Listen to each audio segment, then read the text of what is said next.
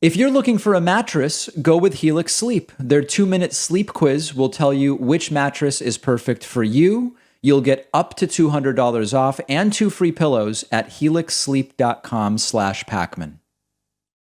Welcome to the show, everybody. Lots of big news to talk about, including some really important pharmaceutical developments, as we might call them. Merck is now pushing into the emergency use authorization request phase a so-called COVID pill that they say, based on their trials, reduces the risk of hospitalization and death by about 50%. Now, my view on this has been that, politics aside, having an effective treatment in addition to a vaccine is a really great thing. There's a lot of people thinking about this in the context of the unvaccinated. Well, now the unvaccinated don't have to worry because they can take a pill if they get the virus, and it cuts risk of hospitalization and death by 50%. There may be people that are going to think about it that way, but not me. Let's talk about the developments, and then we will go from there. Merck says COVID pill cuts risk of death and hospitalization.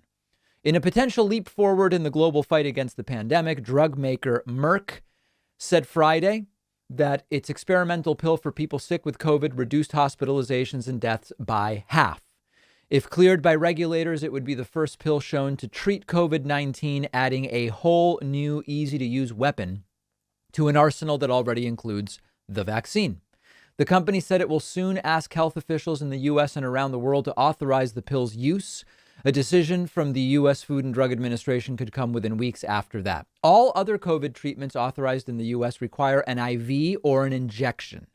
A pill taken at home, by contrast, would ease pressure on hospitals and could also help curb outbreaks in poorer and more remote corners of the world that don't have access to the more expensive infusion therapies. This would allow us to treat many more people much more quickly, and we trust much less expensively.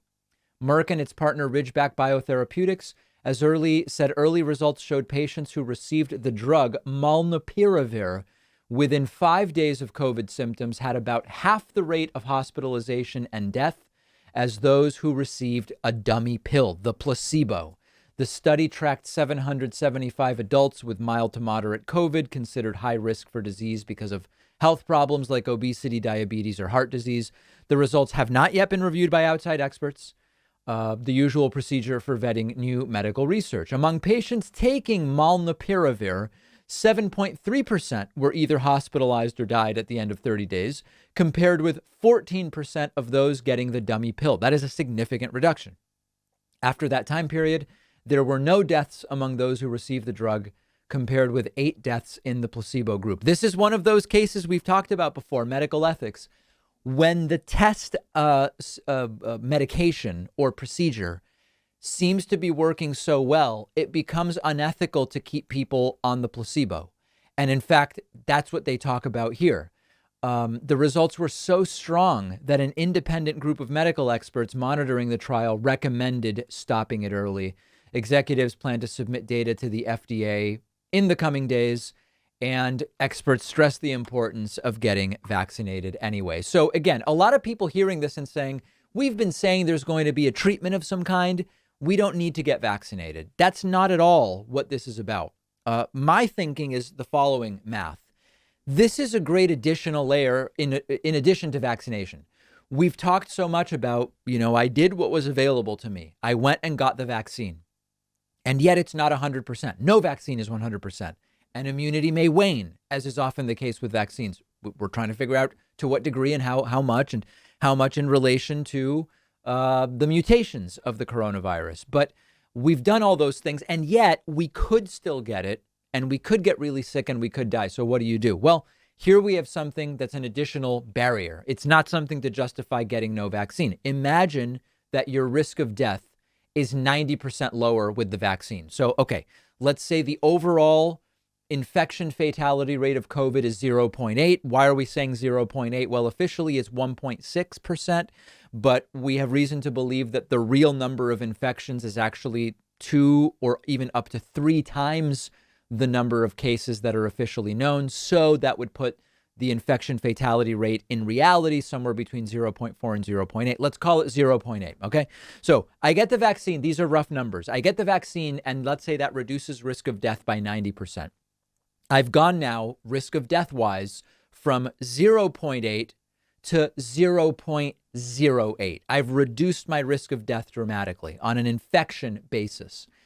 If this pill then cuts it by 50%, you're talking about vaccine plus having the COVID pill if you get sick as two things together that would drop your risk of death to 0.04%. Now, for the unvaccinated, it also cuts it, but it remains 10 times higher. If you eliminate the vaccine layer of protection, the risk of death is 0.8%. If you get sick, you take the pill, that drops it to 0.4%. I would prefer 0.04% as my risk of death rather than 0.4%. That's just me. You can do the calculations you want, but that's sounding pretty good to me. So this will be submitted for emergency use. And by the way, I'm going to get ahead of one thing. There are tons of anti-vaxxers who have been saying, I'm not taking an experimental vaccine, who are already saying, look, the COVID pill, we knew it was coming. I don't need the vaccine because of the COVID pill. This is just as experimental in the sense that it doesn't yet even have emergency use authorization. If it gets it, it will have the status the vaccines have had for a year. Only a month ago or so, roughly, was the Pfizer vaccine actually fully approved. So if your reason all along for not taking the vaccine was it's experimental in the sense that it's EUA, emergency use approved, the best case scenario for the COVID pill that you might use to justify not getting a vaccine is that it would have that same emergency use authorization status. So these people are pathetic. We know that. This to me is not an alternative to vaccination. It's if you get vaccinated and you unfortunately get sick anyway, which is not super likely right now, but it does happen. Statistically, not super likely. Most of the infections are in the unvaccinated. You have another layer of protection, and that's a really, really good thing. We've been talking about when in the COVID pandemic does it become a Republican virus in the United States? Why would it become a Republican virus? Well, three reasons. Number one, Republicans are far less willing to get vaccinated than everybody else. Number two, Republicans are less willing to wear masks than everybody else. And number three, Republicans are less willing to accept and participate in other sorts of precautions, physical distancing, reducing crowd sizes, provisions in schools, etc., than others. So over time, we would think this might become a Republican pandemic in the United States. You look at Republican governors. Republican governors are much less likely to require vaccines or to go with vaccine requirements in their states.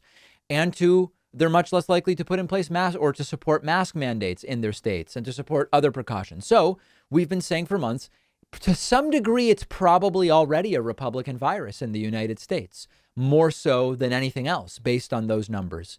And now we have the proof. The New York Times just released a map of the COVID death rate since June 16. So this is roughly the last 100,000, 120,000 deaths from June 16 forward. June, July, August, September. Okay. It looks like a map of Republican voters. We have the map up on the screen. The map that we have on the screen could be a map of where people voted for Donald Trump most heavily. It's actually a map of where we've seen the highest per capita COVID death rates over the last 100 or 120,000 deaths. And in fact, we can put up on the screen side by side the map of the last 100,000 deaths per capita, 100,000 deaths on a per capita basis on the left. And on the right, a map that shows support for Donald Trump versus Joe Biden by blue and red dots. Now, I know that a ton of people will say, hold on a second, David. Whoa, hold on, sir. The states with the most per capita deaths are blue states. Remember, it's New York, it's New Jersey, it's Massachusetts. For a little while, it was California. First of all, that's no longer true. So that might have been true 7 months ago. If you now look at the top 15 states by per capita COVID death rate today, you'll see that now it's a ton of red states, the reddest. Mississippi has the highest per capita death rate. New Jersey's still there. Then you've got Louisiana, Alabama, Florida, Arkansas, Georgia, South Carolina, South Dakota, Indiana. It's more and more red states. What happened? What happened is exactly what we've been predicting from day one. Early, before we knew anything about the virus, when it was too early to know what to do, this was a new pandemic. The places that had the bad luck to be early infected places did the worst by far. These were places that were connected by direct flights to China and to the parts of Europe that had early spread, like Italy and a few other countries. So overwhelmingly, that meant the big airport gateways on the East Coast, New York and Boston. At one point, it was California to some degree. Illinois with Chicago Airport and so many United and American Airlines flights to the places with the early spread. Those are all blue states, blue cities. But over time, as we learn more about how do you suppress spread, what does and doesn't work, we saw blue states get more vaccinated than red states. We saw blue states wear more masks and the like. We expected that the deaths would start to move over to red states on a per capita basis. Once the virus was everywhere, rather than the chance of what places had the flights to China and Italy early on, we expected the deaths would shift to the places that are not getting vaccinated and are not wearing masks. And that has now happened, plain and simple. The last 100,000 deaths have been most heavy, as you can see on the map, in Florida, Georgia, South Carolina, Alabama, Mississippi, Louisiana, Arkansas, Missouri, Texas. You get the picture. So there's nothing surprising here. The shock is how political the deaths have gotten. Now, of course, liberals in red states are dying too. Of course, conservatives in blue states are dying too. But this is the trend. This should really scare the Republican Party, not because they care about people dying. I don't know if they do. Maybe they do. Maybe they don't. They don't seem to, but maybe they do. But this should scare the Republican Party because it can't be good for winning elections to see your voters disproportionately be the ones dying from a pandemic that you are failing to do the things that public health experts say should be done in order to control it. It's not possible to miss when you look at that map how the deaths, the last 100,000, 120,000 deaths, are aligning with voting trends. Vaccination against a 100-year pandemic virus is now a test of political allegiance. It is an incredible thing. And unfortunately, it seems like this is going to be the trend for some period of time. Cases continue to decline. That'll benefit everybody. But it seems like it is really not good in many of these red states. And I guess I was naive. I thought something like this might actually cross party lines and people would just come together and listen to public health experts and doctors. But no, I was wrong again. I was the naive buffoon. Hey, listen, on October 19th, Tuesday, October 19th, we're doing something very special. We are doing a live town hall. This will be exclusively on the new David Pakman Show YouTube channel, on the second channel called Pakman Live, 6 p.m. East, 3 p.m. West on Tuesday, October 19th. We will be doing a live town hall. All questions will be open. Members will get priority in the queue to talk to me and to ask questions. This will not be on the main YouTube channel. This will not be on Twitch or Twitch, as some people call it. It will not be on Facebook. This will be on the Pakman Live YouTube channel. Find it at youtube.com/Pakman Live or davidpakman.com/Pakman Live. They both go to the same place. Mark it in your calendar. Tuesday, October 19, 6 p.m., exclusive Pakman Live only town hall. And in the meantime, always, you can let me know what kind of crazy hijinks people are up to with masks and vaccines in your state by finding me on Twitter at dpakman. I'm really excited that one of our sponsors today is Helix Sleep. I sleep on a Helix mattress at home. I absolutely love it. And that's why I reached out to them about sponsoring the David Pakman Show. Buying a mattress in the past was always a huge guessing game for me. I didn't know what I actually needed. I didn't know what I would like. But Helix has a sleep quiz on their website. You tell them your body type, your sleeping position, your back pain issues you might have, and their tool matched me with a mattress that is perfect for me. It's cool enough at night. It's the right firmness. I generally just do way better sleeping these days because of the mattress. Helix was awarded #1 best overall mattress for the last 2 years by both GQ and Wired Magazine. It is well-deserved, I can tell you firsthand. Every Helix mattress comes with a 10-year warranty. You can try the mattress risk-free for 100 nights, and they will even come pick it up at your house if you don't love it. But I know you will. All of my viewers will get up to $200 off your order, and you'll get 2 super premium pillows for free when you go to the link right underneath this video. All right, we're going to talk in this segment about Democratic Senator Kyrsten Sinema, and we're going to talk about Democratic Senator Joe Manchin. These will be 2 different stories, each of them up to their own fair bit of hijinks. Now, as you may know, and as we've been talking about for some time, it is not merely theoretical that Joe Manchin and Kyrsten Sinema may become obstacles to this slimmest of majorities in the Senate for Democrats to become legislation. It has become very, very clear that both Sinema and Manchin, listen, whether they enjoy it or not, that's speculation. I think that they do. Whether they enjoy it or not, they are obstacles to Democrats getting things done. And right now, what's in focus is Joe Biden's Build Back Better agenda, as it is called, large amounts of infrastructure spending, budgetary issues, and on and on and on. And these questions as to whether Kyrsten Sinema or Joe Manchin are going to support what is going on here. And increasingly, they are getting in the way. So let's first talk about Kyrsten Sinema. Kyrsten Sinema was followed into a bathroom by activists filming her during an event over the weekend. And I'm going to give you, I got a ton of questions about this. David, what do you think? What do you think about this? Is this okay? Is this not? Let's talk about the story first, watch the video, and then we will kind of decide.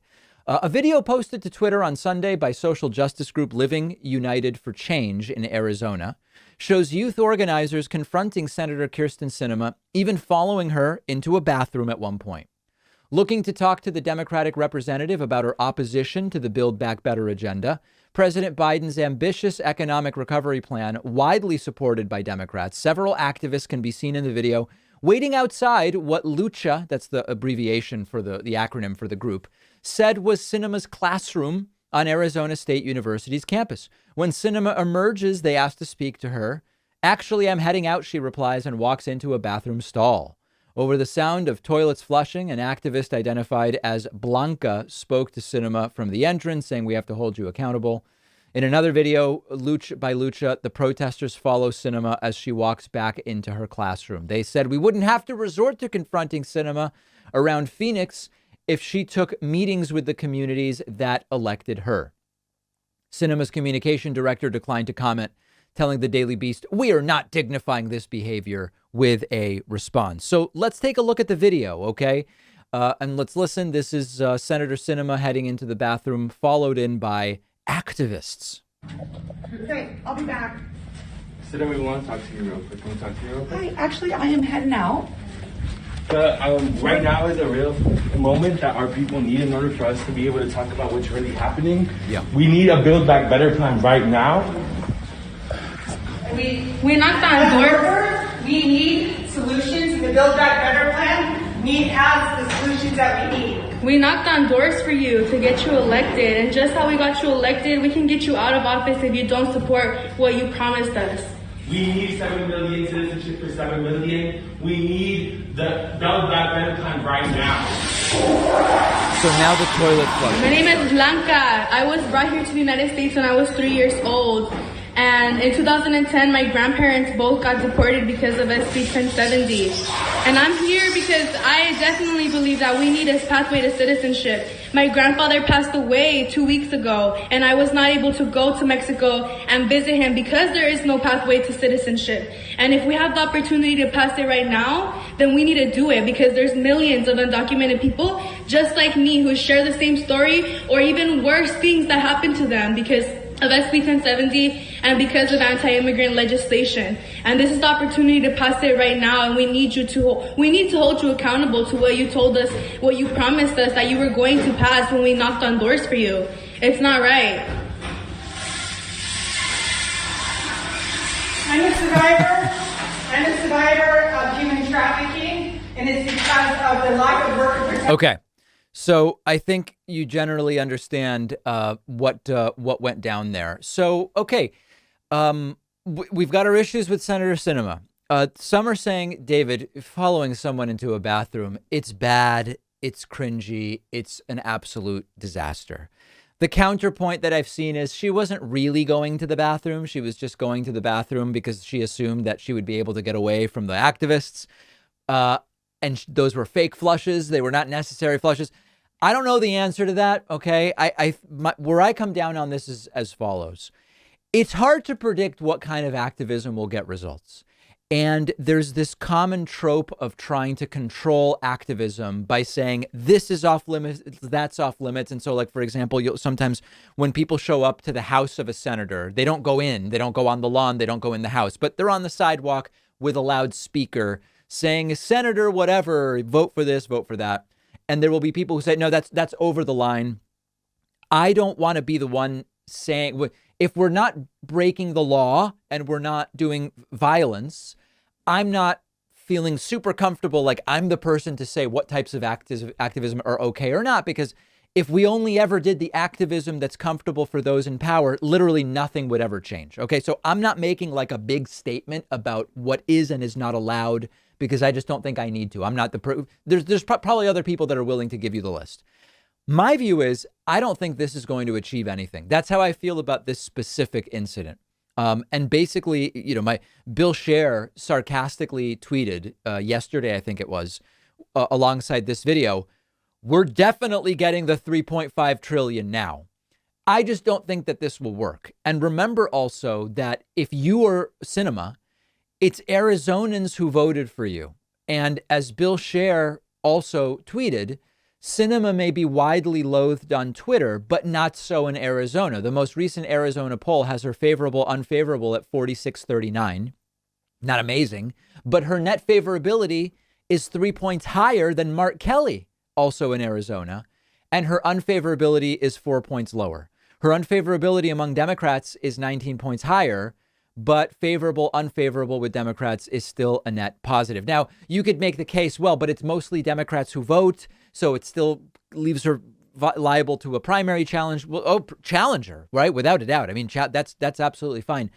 I think the point here is, even though there are conflicting polls and she's loathed on Twitter, she probably has a kind of okay popularity level among the people that vote for her, which 3 years before re-election is probably fine. So the idea that she's just completely tanking in front of the people that elected her doesn't really seem to be supported by the numbers. The point is, what she's been doing, I hate it. I think that this is absolutely a disaster. It's just not been a disaster to date with her own constituents. And so is it wrong to follow her into a bathroom? I don't think it's going to work to actually achieve anything, is the way that I would say it. I wouldn't follow people into a bathroom. And I get that some are saying she just went in there on that basis. The idea was that she could hide out. Maybe. I don't know. I don't see this as really changing anything, but I do agree with myself from 9 months ago saying this Manchin Sinema stuff is really going to become a problem. I want to talk about Joe Manchin next. Joe Manchin, as much as or more than Kyrsten Sinema, has become an obstacle to Joe Biden's agenda. There's really no other way to say it. And I think he's enjoying it. He seems to love going on the Sunday shows. He seems to love having the amount of power that he has because of this razor thin majority, 50-50, with Kamala Harris as the tie-breaking vote in the Senate. Well, if you can imagine anything more privileged, I don't really know what to call it. Over the weekend, Senator Manchin emerged from his yacht called the Almost Heaven to have some real conversations with West Virginians who kayaked out to his yacht every single day of the week. This is just depressing on so many levels. Let's take a listen. This is Joe Manchin talking to West Virginians from his yacht. Let me talk if you can. Where are y'all from? Anybody from West Virginia? We have Yes, any West Virginians? we have a lot of West Virginians. God bless you all. But gang, we're working hard. We really are. We're going to continue to in good faith. I really. We want to get a good bill that's a balanced bill, that's well done. And I know it won't be enough for some, and it'll be too much for others. In West Virginia, you know, West Virginia is a little bit different than it used to be. There's a lot of poverty. What are you going to do for the poor in West Virginia? We're going to be working everything we can to create good opportunities. And we need to tax the rich. Well, I agree with that. I definitely agree. That's the one number thing we should be doing is fixing the tax code so everybody pays their fair share. We should be also negotiating for lower drug prices. We should be doing all these things. They need that. Hold pharma accountable. I agree with you 1,000%. We're all on the same page, gang. We really are. I in my yacht and you on your kayaks, even though I'm getting in the way of all these bills, we really are on the same page. Dental, vision, and hearing coverage to Medicare, that's a real opportunity that we can do. Well, we have, here, let me just explain on that one. We will get to that eventually, but right now we can't even take care of it. It's going to go broke in 2026. Let us fix and repair that That's not true. Tax the rich. first. We're taxing the rich. I agree. We're going to make the rich and the famous pay. But how much of it they can cover this, you can cover 9,000%, not in 26. So when you think about it, you know, we just passed a Pentagon budget. All right. So as you can tell, the conversation's not really going too far. But of course, the imagery of Joe Manchin as the guy standing in the way, not only generally of an infrastructure bill and a spending bill as big as what many Democrats and Joe Biden want. It's not just that Joe Manchin is generally standing in the way. Joe Manchin is standing in the way of West Virginians who are his constituents from getting that, who so desperately need it, and talking about it from the back of his yacht. Okay, you can't have more insidious imagery than this. And I hate to say this, West Virginia is a disaster. I'm not going after the people of West Virginia. What I'm telling you is West Virginia needs this.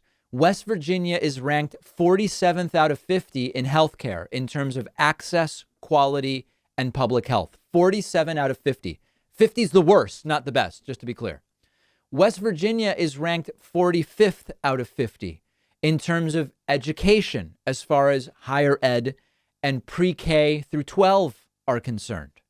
As far as infrastructure, West Virginia is dead last, 50th out of 50 American states. That's based on energy, internet access, and transportation. So I could go on and on. But the point is that West Virginia is one of the states that most desperately needs this spending, education, healthcare. And hilariously, or maybe not hilariously, maybe it's more a tragedy, West Virginia is one of the biggest takers. If states had welfare queens, it's not a term that I actually believe in, it's an old trope from Reagan. But in any case, if states had welfare queens, West Virginia is one of the biggest welfare queens. West Virginia is the 5th most dependent state on money from the federal government. Big, strong, independent. No, actually, they are highly dependent on federal money. And this is the guy that they have from his yacht saying, we don't need to do that yet. And maybe we'll get to this, or maybe we will get to that. West Virginia is not well served by Joe Manchin. The country is not well served by Joe Manchin. But yet I'm not going to forget the reality. You all know that I'm also a pragmatist. If you primary Joe Manchin with Bernie and somehow Bernie wins among Democrats in West Virginia, then you get a Republican in that seat. And so we are in this conundrum. And I continue to believe really the path forward is if Manchin's the Democrat that we can get in West Virginia, then there need to be other seats won from other states that are more moderate. Sure, take an all of the above approach. I'm not saying don't do that. But we often end up in that conundrum. We're going to have more of this clip of Manchin addressing the peons from his yacht on our Instagram. You can find us at David Pakman Show on Instagram. Find me on Instagram at david.pakman. Don't forget that the best way to support the David Pakman Show is by becoming a member, which gives you access to the daily bonus show, the regular show with no commercials. You also get access to our entire archive of every episode dating back a really long time and plenty of other awesome membership perks. Go to joinpakman.com and use the coupon code BETTER21 for a huge discount.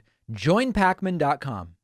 Things are really not going well for many of the people who worked for Donald Trump, but specifically for many of those people who attempted to prosecute the voter fraud that they claimed took place during the November of 2020 election. We're going to talk about Sidney Powell in a moment, but first I want to start with Rudy Giuliani. We wondered for a while, where did the bogus stories about the 2020 election come from? Like, we understand who was spreading them. It was Rudy, Steve Bannon, Trump himself, Sidney Powell, Jenna Ellis, Fox News, Newsmax, OAN. Like, we know who was spreading them. But where did a lot of this stuff surface from about massive dumps of ballots and the wrong amount of food being brought to overnight workers and the water main break being fake? You know, like all this. Who came up with it originally? There was a total lack of evidence for it. Wasn't subjected to any real rigorous probing. It was just repeated. But where did it come from? And at least as far as Rudy Giuliani is now admitting under oath, at least some of it was just stuff he saw on social media. It's that humiliating. It's that pathetic. It's that embarrassing. So let's take a look at this report. Business Insider. Rudy Giuliani admits under oath that he got some of his evidence of alleged election fraud from social media. Rudy Giuliani admitted under oath that his evidence of voter fraud in the 2020 election came partly from social media and that he did not interview or fact check his sources. Donald Trump's former personal lawyer made the comments in a deposition on August 14 in relation to a defamation lawsuit brought by a former Dominion Voting Systems employee, Eric Coomer, first published by the Colorado Sun. Coomer is suing the Trump campaign and others for promoting baseless conspiracy theories that he helped, quote, rig the election for Joe Biden. In the deposition, Giuliani admitted that he got some of his information about Coomer's alleged role in the fraud from his social media posts, but couldn't be sure if it was Facebook or another platform. Those social media posts get all one to me. When questioned about whether he saw any other evidence linking Coomer with election fraud, he responded, "Right now, I can't recall anything else I laid eyes on." The conspiracy theories about Coomer were sparked by accusations made by right-wing podcast host Joe Altman. Altman claimed to have infiltrated an Antifa conference call in which someone who identified themselves as Eric from Dominion boasted about preventing Trump from winning the election, according to the New York Times. Altman offered no proof of his claims. The podcast host then found Eric Coomer's Facebook profile, on which he had supposedly written anti-Trump messages. Rudy and other Trump allies seized upon Altman's allegations, repeating them in the now infamous November 19 press conference. One of the Smartmatic patent holders, Eric Coomer, I believe his name is on the web as being recorded in a conversation with Antifa members saying that he had the election rigged for Mr. Biden. According to court papers, Giuliani spent virtually no time investigating the claims. This is great. Giuliani said he was too busy when asked why he repeated those claims without verifying them. Giuliani said in the deposition, "It's not my job in a fast-moving case to go out and investigate every piece of evidence that's given to me. Why wouldn't I believe him? I would have to have been a terrible lawyer. Gee, let's go find out if it's untrue." I didn't have time to go do that. Trump has totally abandoned Rudy as far as we can tell. So there's really no advantage to Rudy lying in this deposition, right? His reputation's in shambles. His finances are eroding away. He might as well tell the truth under oath. And he is telling the truth here, I believe. You know, we joke about people's research. They say they've researched the vaccine. They've researched the election. It's not his job to investigate pieces of evidence, which he later cites and presents in court. And this is a lawyer who actually is materially involved in this stuff. So when your cousin's sister's cashier at the local job lot says, "I've researched the vaccine," understand what they mean by research, and understand even Rudy here saying, I'm bringing this stuff to courts. I don't have time to actually see if what I'm saying is true. This is one of the biggest lies perpetuated by right-wing media for nearly the last year. And some of the stuff started just something Rudy saw on social media. He had every tool at his disposal, but he went with what sounded the wildest and most egregious that he came across on his computer or his phone. And also remember, Rudy wanted 20 grand a day from Trump to push all of this stuff on the basis partially of stuff he saw on social media. Funny, though, imagine that he's lying about where he got it. Like, I think he's telling the truth. But imagine if saying that it's from social media was to cover up where he really got it and it's like somewhere even worse. I don't even know where that would be. But I do believe that Rudy finally is telling the truth. Trump's abandoned him. His finances are a problem. I can't think of any reason that he would lie now. And this is where the stuff came from. It came from social media. Well, it's been a long, tough road for the delusional, unhinged Trump fraud lawyer, Sidney Powell. But it does seem as though her story has peaked. And now we're really in the denouement, as I like to say. This might be the last piece of the story, as Sidney Powell has now reportedly been banned from all of Donald Trump's properties. Recall that she's been a beleaguered attorney for a while now. Early on in the 2020 voter fraud lies, she was very involved. She appeared at that mind-blowing press conference where Rudy Giuliani's hair dye melted all over his face.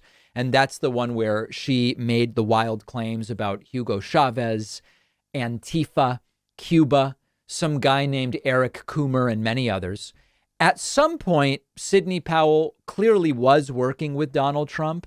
But soon after that outrageous press conference, the Trump campaign put out a statement saying Sidney Powell is working on her own, trying to create distance because what she did was so humiliating. But then she showed up at the Oval Office, so it really wasn't clear what was taking place. Well, now she's been totally disgraced. We've covered some of the really embarrassing interviews that she gave in the last few months. Her cohort, Rudy Giuliani, has been sanctioned by various bar associations. Trump has seemingly abandoned both Giuliani and Sidney Powell. But now, to add insult to injury, Powell is reportedly on Trump's so-called no-go list at his properties. The Daily Beast reports that, quote, since he left office in January, certain advisors and longtime associates to Trump have kept an informal short list of people who they should look out for, including at Trump's private clubs or offices in Florida, New Jersey, and New York. The point of this roster is to intercept and possibly rebuff attempted outreach, visits, or phone calls from a handful of conservative figures who could bring the ex-president more undesired headaches. This is expanded on further in a Daily Beast article, which says, what does it say? Sidney is very much on the no-go list. Her problems right now do not need to be the former president's problems. Powell's legal exposure right now is, of course, massive. And ever since she tried to work with Trump to orchestrate a coup last year against Joe Biden, feelings of frustration and bitterness have lingered between Trump and Powell. But what that means is, in the end, Trump will turn on you. In this case, without you even diminishing your support for him. We know that if you go from 110% supportive of Trump to 99% supportive, Trump often turns on you anyway. In this case, Sidney Powell seems to have maintained her loyalty through and through. She still is repeating all the same stuff. But here it seems to be because she's so wacky that Donald Trump is kind of backing off a little bit. I would imagine that Sidney Powell thought she was going to get massive rewards and access and fame and power for spreading the election lies about Trump and doing the press conferences and the like. She did get fame in a sense for being completely whacked out and disconnected from reality. But we know what Trump does when people are no longer useful to him. They might be no longer useful to him because they've turned on him, people like Michael Cohen. They might be no longer useful to him because they don't have any more money and the election is over, like his supporters. So he just tries to fleece them out of their last pennies. He doesn't care. And they might not be useful to him because, like Sidney Powell, they've just been ridiculed and made fools of so much in the media that they can't do anything for him anymore. And think about Sidney Powell. Who would hire her now for actual legal work? I wouldn't hire her for, a real estate closing, never mind something like what she was trying to do for Donald Trump or anything in between, quite frankly. So Not going well for Sidney Powell, banned from Trump properties, not going well for Rudy Giuliani. And there are lessons here. And one of the big lessons seems to be Donald Trump will turn on you. No matter how close, no matter how much he seems to like you, he will turn on you. And even now, there are reports, we don't know to what degree they are true. There are reports that the relationship between Trump and Ivanka, as well as Jared Kushner, have started to deteriorate because Ivanka seems to think some of the stuff Trump has done over the last few months, continuing to push the voter fraud lies, is just making him look bad, which of course it is with much of the world, but his own supporters absolutely love him for it. So that's the latest. Rudy, if you invested in Rudy's stock, you would be down right now. If you invested in Sidney Powell stock, you would be down even more. If you value what we do at the David Pakman Show, remember to support us on Patreon. Go to patreon.com/David Pakman Show, where you can get access to behind the scenes videos, the daily bonus show, the commercial free daily show, as well as special discounts on merch, including hats, hoodies, mugs, and t-shirts. You can support the show for as little as $2 a month. Check it out at patreon.com/David Pakman Show. All right, I've got something really scary for you today. All right, I'm going to play some video for you of a woman who could be your child's teacher. Hopefully she's not, but she could be. A viewer who I won't name sent me this video. This is from a teacher in her school district who did a video on YouTube called A Lesson Plan. And it wasn't a lesson plan. It was an explanation of why this teacher, whose name appears to be Carly Sue, based on the YouTube channel that this has been uploaded to. This is an explanation of why this teacher wasn't in school. It was a message to, I guess, her students. And the reason she wasn't in school is because she refused to get vaccinated or be tested for COVID. She goes on in this video to spread all sorts of disinformation about the vaccine, viruses, masks. We're going to look at a little bit and just understand there are hundreds, thousands of people like this who are teaching your kids right now. Right now. Take a listen to this. Hi, everybody. Hope you're having a good day. I just got done walking my pup Hans on this beautiful Sunday. And I wanted to make a video because you obviously can see that I'm not in class today. Right. And I wanted to go over a few things. One of those things being explaining why I'm not there. You deserve to know where your teacher is. Please. First thing is I'm not sick. I don't have a cold. I don't have a sore throat. I feel great. The reason that I'm not at school today is because the administration has enforced the jab mandate, as well as if you refuse the jab, then they're requiring testing. And I have a very strong stance on that. I feel that it's unconstitutional. I will never. This is not a law professor, by the way, and there's nothing unconstitutional. So we're starting with law. Remember, this is a message to her students. Ever inject my body with something that is experimental. It doesn't qualify as a real vaccine. So she's whispering vaccine. Remember that it is a vaccine, and the Pfizer one has been FDA approved. It's gene therapy. It is not gene therapy. And if you asked any of them, not one person would be able to tell you what is in the shot. The truth is the ingredients are known. They are listed. Anybody can Google this. Now, she would probably say, well, the ingredient list is a lie, but that's a different argument now. So I've done a lot of research over. And there it is. There it is. The holy grail of spreading disinformation. I've done research the past 2 years about this, and I knew it would get to this point, and I knew that I would make this decision. I didn't know exactly how it was all going to play out, but I just feel really bad that you guys have to deal with it firsthand. I feel horrible that you have to. The problem is that they're having to deal with her. She's the problem. See this all play out because it's painful and it's.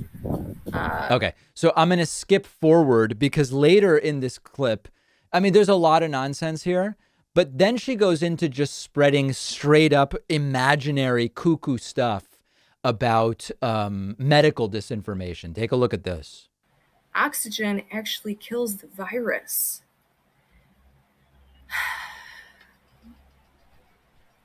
The right to breathe, the right to make your own choices. I'm guessing this is anti-mask. Oxygen kills the virus, so the mask is bad. It's a free country, or we thought it was, but it's not. We have to fight for our freedom. And if you believe in freedom, if you believe in living free, then you got to do something about it. You got to have some courage. You got to step up and decide what you believe is right. So just know that I'm praying for you guys. I care about you so deeply, and stand strong, okay? God wins, and just persevere, finish strong. We're almost there. Can you imagine your kid being taught in school by this woman? And there's so much we can say. Obviously, there are probably some parents who like this stuff. Okay. It seems like a dystopian nightmare to me that this is the woman that might be teaching our children. But there's another thing I want to mention here. With all of these people, they all seem to have the idea. They don't seem to question that they might have figured something out about COVID that would change the entire pandemic, that the entire global medical community hasn't figured out. They did their research on their home computer and have figured things out that public health experts, epidemiologists, immunologists, pulmonologists around the world haven't figured out. It's easy to call that merely delusional, but it's really a form of incredible arrogance in a sense. The idea that they may have done that. Now, discoveries happen and they come from different places. But the idea that these folks are the ones that by doing research figured out, hey, all we got to do to get rid of COVID is don't wear masks because oxygen kills the virus. So just put oxygen on the virus dies. You don't need masks. You don't need a vaccine. And also throwing in God stuff too, as well. It is delusional. It's dangerous to have these folks teaching kids, but there's a level of arrogance as well that they may have stumbled upon this. And this is a major issue with social media, actually. This is, I've mentioned before, I'm almost done now reading the book Technopoly by Neil Postman. This is a must-read book for anyone participating in social media or news. I think it's imperative everybody read it. There's this reality that Neil Postman wrote about that when you get a new technology, it's easy to say, let's make sure it's only used in these ways, but not in those ways. And the truth is, once you've got a technology, the technology changes the culture in irreversible ways. One of the ways in which the internet, high-speed internet on our phones and social media have changed culture is that folks who don't really know anything now are empowered to do what they believe is research and to believe their opinions about anything at all are just as valid as those of actual experts. Now, we've talked about the crisis of expertise. This is not the fallacy of saying if someone's an expert, then if the only reason you trust someone is because they are claiming expertise, then that's a fallacy. We're talking about actual experts here, and this is one of the seemingly irreversible impacts of widespread high-speed internet, mobile phones, smartphones, and social media. And this is really scary stuff. And she's teaching people. She's teaching kids, although maybe not much longer. I guess we'll see. Hey, here's another one that's floating around. Senator Ron Johnson, a Republican from Wisconsin, appeared on Fox News and said there is not an FDA-approved COVID vaccine in the U.S. Now, you might be wondering, wait a second, they just approved the Pfizer vaccine. What are you talking about? There's emergency use authorization for J&J, or Janssen, as some people like to call it, for Moderna. And there's a full approval for Pfizer. Ron Johnson says there isn't. Now, his explanation is nuts, but I'll explain to you what we're going to hear from Ron Johnson here. He says what was approved was Comirnaty, which is the vaccine that Pfizer sells in other countries, but that's not what's actually available here. Now, this has already been debunked, but let's listen. Right now in this country, roughly 75% of the country has gotten a single shot. Just about 65% have gotten half vaccinated. So consider that, factor that within the natural immunity. We're at herd immunity right now. Joining you in this legislation, Senator Loomis, Senator Roger Marshall, Utah Senator Mike Lee, and looks like Dan Crenshaw is moving something on the House side. Has any Democrat expressed they want to join you? No, and there will be all kinds of different pieces of legislation pushing back on this mandate. But, Brian, something else I have to tell America. We do not have an FDA-approved vaccine being administered in the U.S. Okay, now listen carefully here. The FDA, played a bait and switch. They approved the Comirnaty version of Pfizer drug. It's not available in the U.S. They even admit it. I sent them a letter 3 days later going, what are you doing? What they did is they extended the emergency use authorization for the Pfizer drug vaccine that's available in the U.S.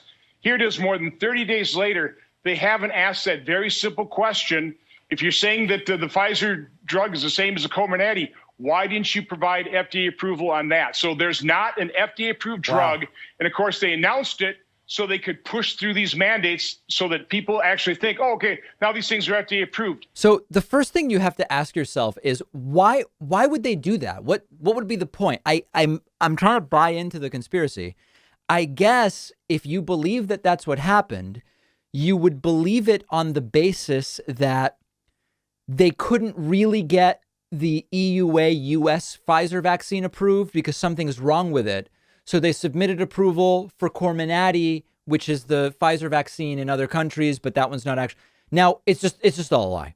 Okay, this has been widely looked at. It's been looked at very strongly.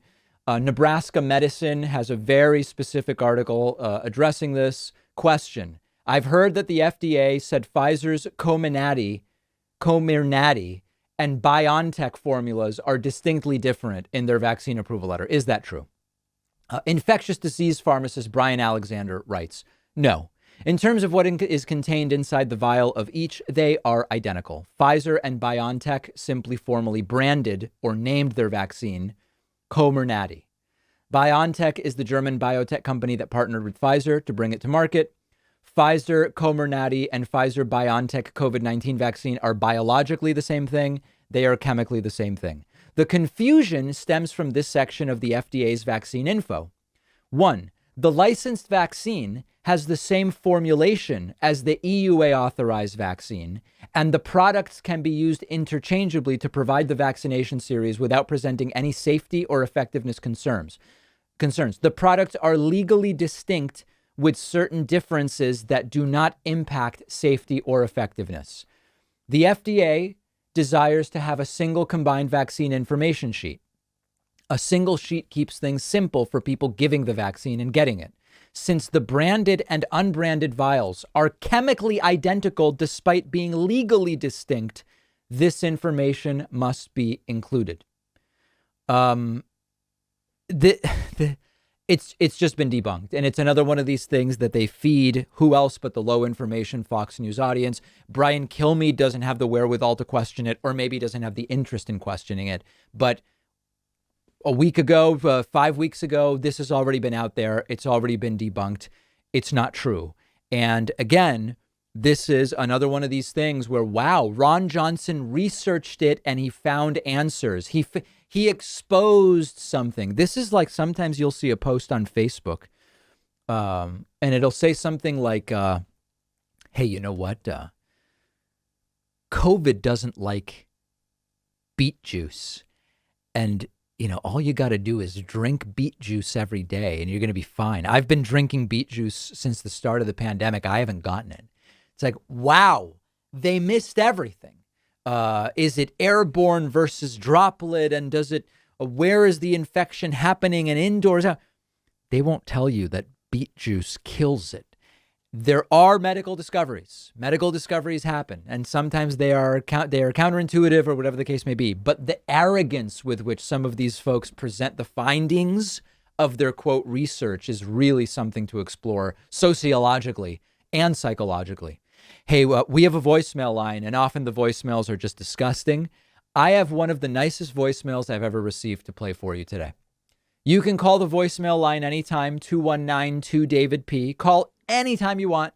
Here is just a beautiful voicemail in a sea of insults and ad hominems. Hi, I was just wanted to say that I think that you're an amazing person. Thank you. And I'm really happy about how your show has progressed over the years. I've watched it. I hope you continue to, do what you're doing and stay healthy and stay who you are. Thank you. Bye-bye. What a nice message. What a truly just nice message. Those really are rare, and I appreciate it. But criticisms are welcome as well. 219-2-DAVID-P is the number. Call it anytime. Bonus show today, okay? We're going to dive deep into Republican redistricting plans based on the 2020 census. Number one, it's clear from their early plans that they are going with the gerrymandering full speed ahead. And number two, there are even proposals to slice up liberal cities and to put a little bit of one liberal city as part of a rural district and another part of a liberal city, and to basically try to completely eliminate the reality that liberal cities should be represented by the liberal elected officials that those liberal cities want to see representing them. So we're going to talk about all of that on today's bonus show. We are also going to talk about a Connecticut doctor who was giving patients blank COVID-19 exemption forms, vaccine exemption forms. The doctor would sign them and give them to patients. And then if the patient needed a vaccine exemption for whatever reason, they could use this doctor's signature. She has surrendered her medical license now, the doctor, and that's a good thing. And we're going to talk about that. How do you get access to the bonus show? You go to joinpacman.com and sign up. That's it. And then lastly, Tuesday, October 19, we are doing an exclusive viewer town hall where I will just open the phones and take questions from everybody. 6 p.m. Eastern, Tuesday, October 19th. It will be streamed exclusively on our second YouTube channel, Pacman Live. Find it at youtube.com/PacmanLive or davidpacman.com/PacmanLive. Whatever's easier to type. Either way, October 19th, Tuesday, 6 East, 3 West. Members get priority, but we will be opening up the Discord lines to everybody. All right, we'll talk to you on the bonus show and see you tomorrow.